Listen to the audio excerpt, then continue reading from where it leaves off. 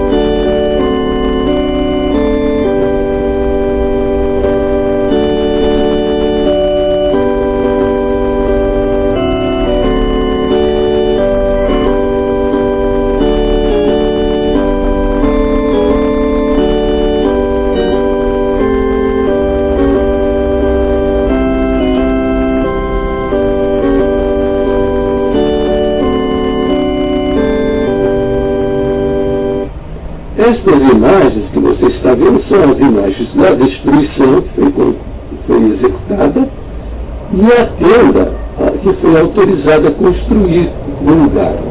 Em 2008, a congregação enrolou a tenda e voltou para o Brasil.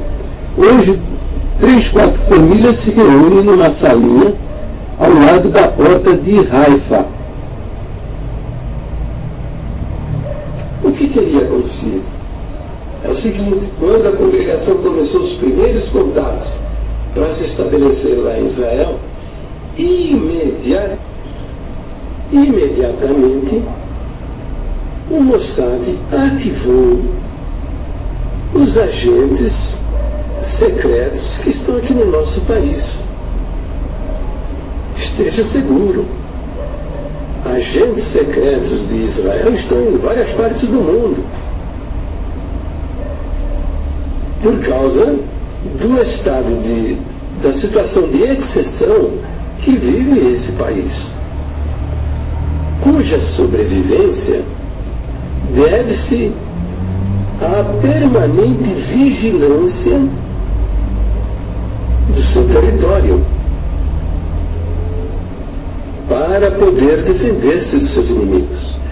Então, o Mossad agiu no sentido de acionar os seus agentes para saber quem era a congregação que estava no Brasil, o que quer essa gente aqui no nosso país, o que pensam essa gente, quem são estes homens. Isso, esteja seguro, com certeza aconteceu. Por que eu sei disso? Ora, porque é dessa maneira que funcionam essas coisas. É assim que é feito. Essa é a guerra da informação. Bom, como é que eles vão conhecer a congregação? E o que nós acreditamos, de que maneira nós pensamos, quem são os nossos líderes? É frequentando os nossos cultos. Agora, ele foi lá como judeu, como um espectador, entrou no templo, com o kippá na cabeça. Olha, alguns agentes do Mossad, eles são também rabinos, são sacerdotes, com aquele chapelão, né? E deve ter acontecido como aconteceu com o judeu Saulo Charap, na igreja do Bonfim, lá em Curitiba. que foi humilhado em público porque estava com a cabeça coberta. É possível ter ocorrido diálogos semelhantes a este que eu vou simular.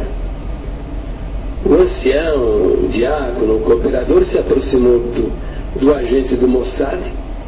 Evidentemente, vocês estão me entendendo. O agente do Mossad não leva uma placa no peito dizendo: sou fulano de tal, agente do Mossad. Isso é secreto. Está lá no meio do público e o líder da congregação chega ao seu lado e diz: amigo, olha, aqui não permitimos as pessoas permanecerem neste templo com a cabeça coberta. E ele deve ter dito: meu amigo, eu sou judeu.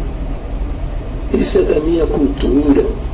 O uso dessa cobertura é da minha tradição, da tradição do meu país. É também da minha religião, é da minha fé. Eu acredito que para honrar a Deus, esteja em qualquer lugar que for, eu devo ter a minha cabeça coberta. E ele deve ter ouvido do líder da congregação essa resposta, mais ou menos isso. Bem, se o senhor não quer tirar o chapéu da cabeça, não quer tirar essa cobertura, o senhor se retira do templo, porque aqui nós não permitimos, neste ambiente, um homem com a cabeça coberta. Entendeu? E ele meteu no relatório, mandou lá para o Mossad, lá de Jerusalém. Ora, a princípio, quando analisei estas coisas que ocorreram com a congregação na construção do templo lá em Jerusalém, eu pensei que eventos semelhantes a este que eu estou imaginando aqui precisaria ter ocorrido muitas vezes. Não, mas nada disso. Basta um só evento como esse para resultar em coisas como essa. Você quer saber por quê? Porque eles são muito fanáticos, mas muito mais fanáticos do que nós somos a respeito das nossas crenças. A prova está em que durante 2000 anos esta nação viveu sem terra, sem um pedaço de terra para se chamar de seu, de sua pátria, o seu lugar, e sobreviveu. 2000 anos espalhados no meio das nações, sendo perseguidos e maltratados, e sobreviveram. Você sabe por quê? Por causa da cultura, por causa da tradição, por causa da religião. Então, basta só um relato desses aí na mão de um general lá do Mossad. O cara deve ter dito uma coisa dessa e falou assim: ah, é? Eu vou mostrar para essa gente que aqui quem manda somos nós.